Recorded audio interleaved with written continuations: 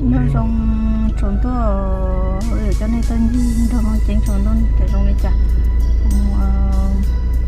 nó cho nó ở lên thôi một kia rồi nó chỉ tất kỳ tất kỳ không có chờ 3 tiếng tất kỳ nó sẽ bác sĩ mà nó đi shop cái xong rồi nó bắt đầu cho nên tôi cái lúc chân này nó nhóc kia được chán không thì chỉ nó tất kỳ chế nè nó tất kỳ chế đèn đèn tôi chán không chỉ không nó sửa cứ giờ cho mi tôi cái xe thì trồng tu nó lúc chân trong lịch trả lại lúc chân chỉ trồng tu chỉ cuốn ra po lên nó thế nó tê trừ là cứ tôi lúc chân trong có cơ lên nó lên lại lúc chân hoàn tu nó khi đó nó sẽ làm thế nào lúc chân trong có cơ lên nó bắt chân từ kia lên nó để tôi dùng cái kia lên mà chơi sọt tí xì nữa mà chơi sọt tí xì nó cho lúc chân nè để nó kêu lò lấy những chia này nhỏ chia này bự lấy giặc của nó chủ yếu mình đâu thức tông sẽ chỉ nhưng tàu tàu của liệt cái một lò sẽ chỉ như dùng gì tàu lên một con nó chắp được được một sản quạt chắp được một cái tên này cái một con nó chỉ một chỗ lông sàn chỉ một chữ bùn đặc tham bảo chỉ bài đá một con nó chỉ một chữ được phân số vạn này thì bây giờ cho đi tàu cái trên nữa nó này trái nhung chỉ nhớ nó sắp bể cho tăng lên vào sắp bể trái nhung không cho sắp bể nào nữa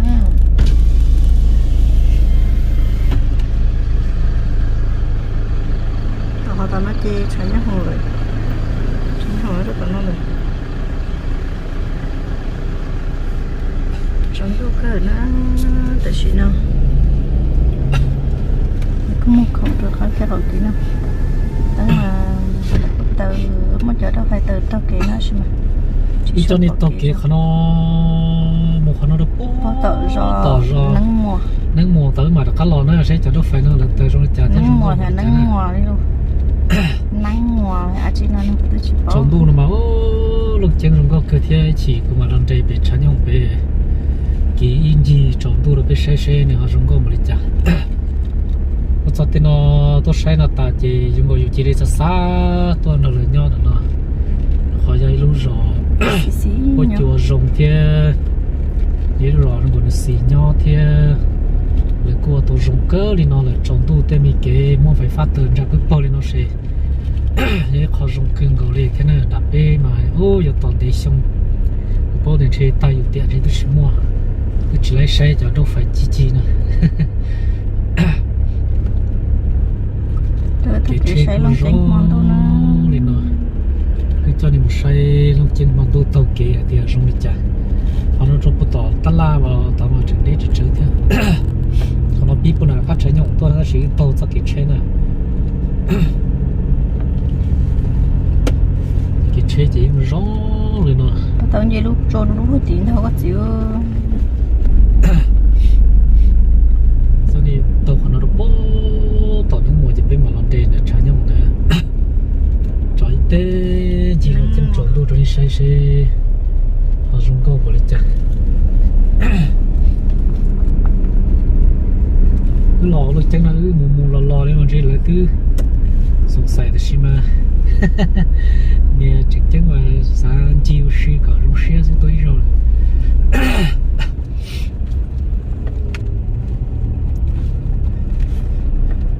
nó tao chỉ một tao lan tao nữa tao lan tao cứ là các kia này chị tao lan chạy yên là sao tao lan là chị trộn tu chị tao lan lông chân chị chạy yên nữa đi bỏ mà đi nhưng cho lông chân cứ theo cục tua nó làm gì chuyện là chuyện ai vô nhá tao nó có thể tiêu tao nó ai chịu cái gì cái gì thế những cái chỉ chụp kỹ những cái chuyện là chuyện ai nhá tao nó này nhớ phải nói là bu đi lò sẽ được lò người từ nhỏ thì tôi là thế thì tôi say nó nói dùng bự thế nhưng họ nói chỉ kiến chạy cái mô gì này phong chế này nè khả năng cái nó chỉ cho kiến chạy là gì này phong chế gì phong chế ô phải đúng gì sao chỉ mua phải pha này là chỉ tay phát cho đi rồi ít lúc bữa tao nó chế mà khô cái này chỗ mua chỉ để hết tôi nó chỉ cho nó đi sao thì tôi nó chính chế nó dễ cho tì nó mà cũng thật gì cho nó sẽ được theo chỉ để cho hai đi cha một con nó tì không cả tạt lúa cố nè không cả tạt lúa cố bắt đầu này phun lại luôn không cả tạt lúa không cả tạt lúa cố gì nó bị to bị khó dễ rồi thì nó sẽ bị to là gì bây giờ cho nên một con nó bố tỏ đến mùa thế mà liên lò to chắc là gì nhưng mà làm chơi chụp bự nhưng nó tao kể vẫn luôn đó tao kể gì của nó nè cho chúng tôi chỉ cho bỏ cái cho kỹ nó xí nó nên là sai thì cho kỹ nó chân nó chỉ nó cả tán luôn ha tán luôn nhá kỹ là khác nó là nó khác tán là nó cái gì rất trâu kỹ mà như rong nó một tí nâng một tí nó đi được hay lo để phan ra bộ một tí tôm món tu nó chả rong là ý giờ bây giờ là đau sao số nó sẽ có phải đau cái gì lồng câu lồng tê tụi nó đâu nó trẻ to nó trẻ chia lồng rồi lồng câu tụi nó không có thật kỹ lên tôi kỹ nó chỉ mà tôi kỹ là lấy chín chơi đó là họ tới cho nó phải là gì rắp bao số nhau chơi là gì trong cái này cũng chín rắp chơi thì chỉ có tới sân đó mà rắp bao số là gì là tôi kỹ là những chín chơi lấy chín chơi chun nữa họ kỹ được bao số gì nó chỉ trống tu lên à kỹ rắp bao đó phải rắp bao lên nó tự kỹ gì là những chín chơi chỉ lên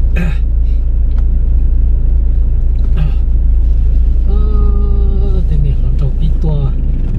sao mày nó chỉ là chơi một tàu đó sao mày nó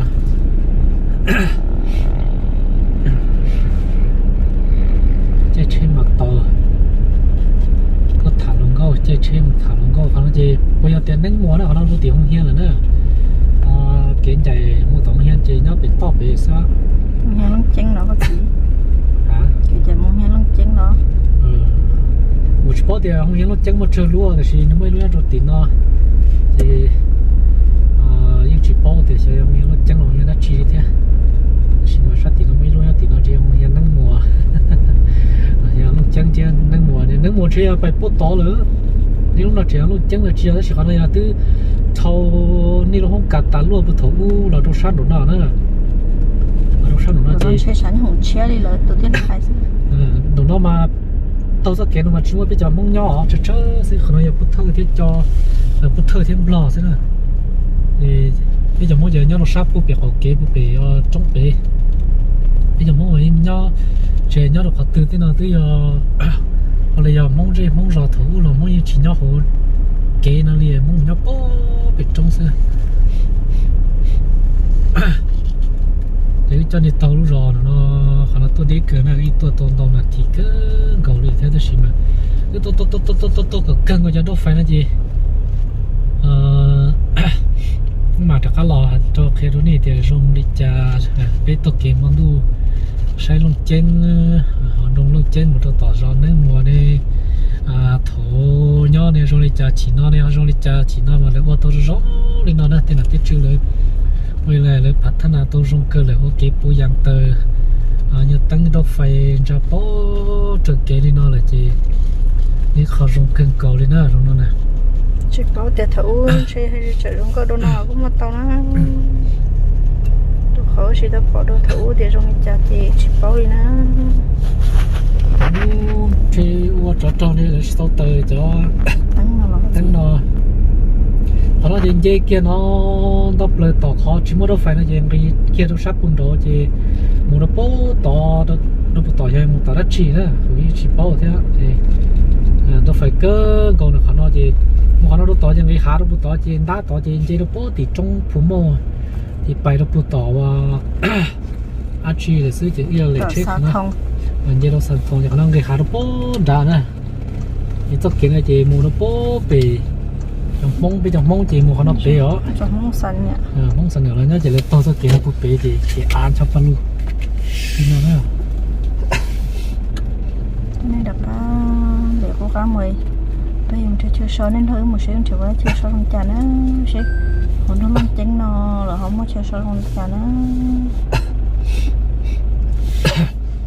chỉ cho nên chặt cá đó khó xử gì sẽ theo rong gô thực tế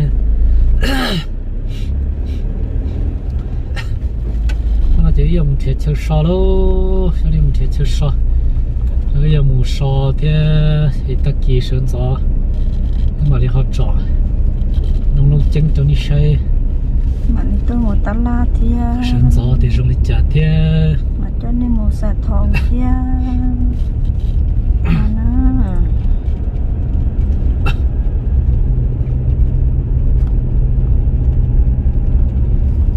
cho chọn tôi chỉ cho bỏ đó đi nạp sữa nên làm thôi tất kỳ sai tất kỳ nó từ đó phải rong trả lại xứ ví dụ để chơi soi đó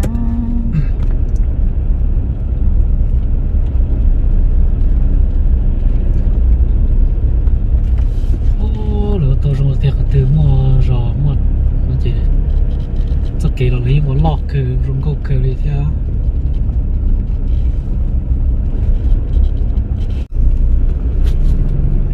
cái một cái nó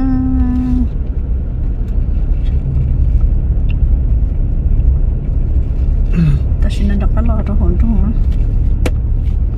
tao chọn trong nước họ chỉ là tao đến mua xứ trong ban lẻ họ to ra cá một đôi tao mà thế đi nó lúc chén chè trong tôi chè trong nó đó lúc lấy trong cây nó nữa nó tê trong nó chỉ bé trẻ là nhau tận họ thế họ có lấy dùng thì nó chỉ nhưng vậy họ trôi dùng nhẹ thì sai cho nó món tôi là dùng nhẹ nó chỉ nhưng xa là nhau đấy có chua là chia ra bữa ship ở một số trong á có chua là chia tôi là xuyên chia chỉ số thì thế tết chờ là dùng câu thế nữa chỉ nhưng mà nó xuống thì lu là nu một tên nó trả lo họ tên tôi là sao này thế như chỉ sao thì tôi yêu đó mà như không có sao cả như tôi yêu sẽ tên nó chỉ một chế là lấy tới đâu phải xin là còn nó lúc bắt chùa nhớ sổ sắp đến nó là chỉ bỏ nữa thì không cả tàn luôn cố bố thủ chỉ nhau nữa lúc chế đâu nữa lúc xe nữa nó lúc san nữa nó mà là soi đây bay thì không cả tàn luôn nó bắt thủ nữa sẽ như sao mày thấu lọ họ lúc đó nhau xa cổ kế nó chỉ là không cả chỉ như cho trẻ cố thủ sao đã khá gặp cái tròn trong lúc chết rồi họ nó mang cái tròn trong đã khá là tròn tất là chỉ bài bị ít bị chán nhau hồng cho một trò say tê gì mà trò bị say để trong lịch trả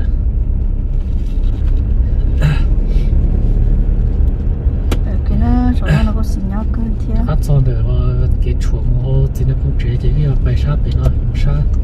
lâu nó chỉ cả bị chán nhau rồi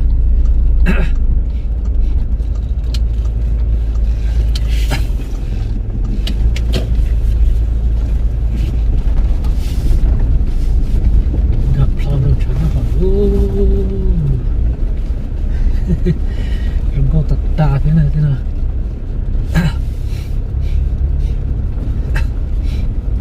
mới cho nhau heo trong tu là nhiều chừng gặp cú cờ thế giờ cũng có một tan tu cờ là xong rồi tất cả nó là cho nhau cho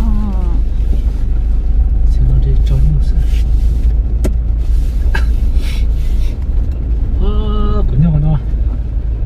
cho lúc tránh ít ple cho đi xe một tấm sát đôi cũng chỉ lựa chọn luôn rồi đi xe để xe cho đi nữa vậy so nữa họ vào po đã lúc trên chập po nó là chỉ là đặt cá tránh hồng nữa chỉ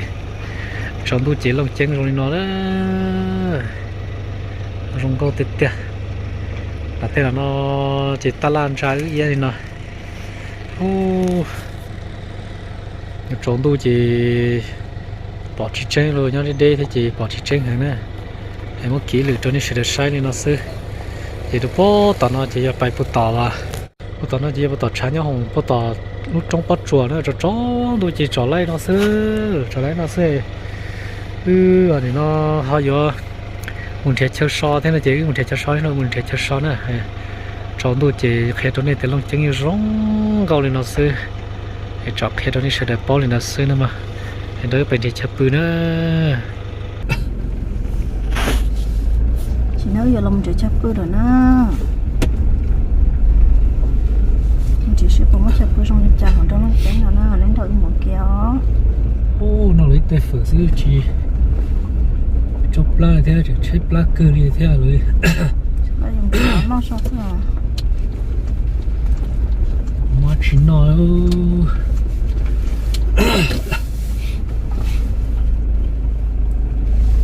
ta có một lượt cái chế nè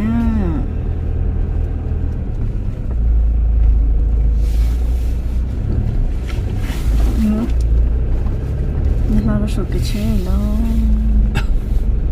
bây giờ mình chỉ bơ bơ trả nó nè vì nó trả nó cơ theo nó bỏ luôn đi ha nó nó không tên này tự thôi về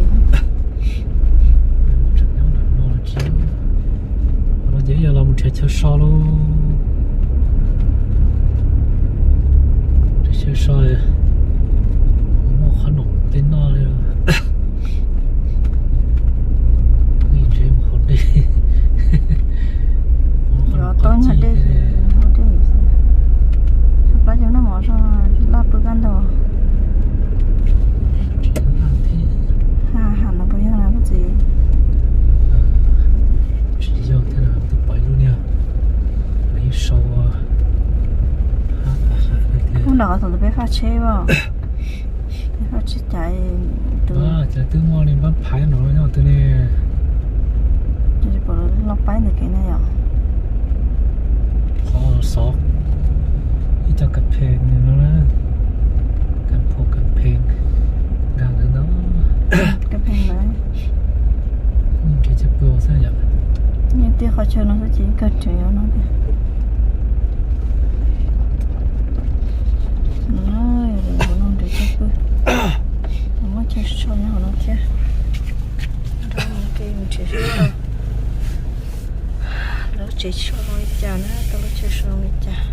nó chơi so rồi không cá chiều nó phải nung nữa thứ nào giờ chơi so thứ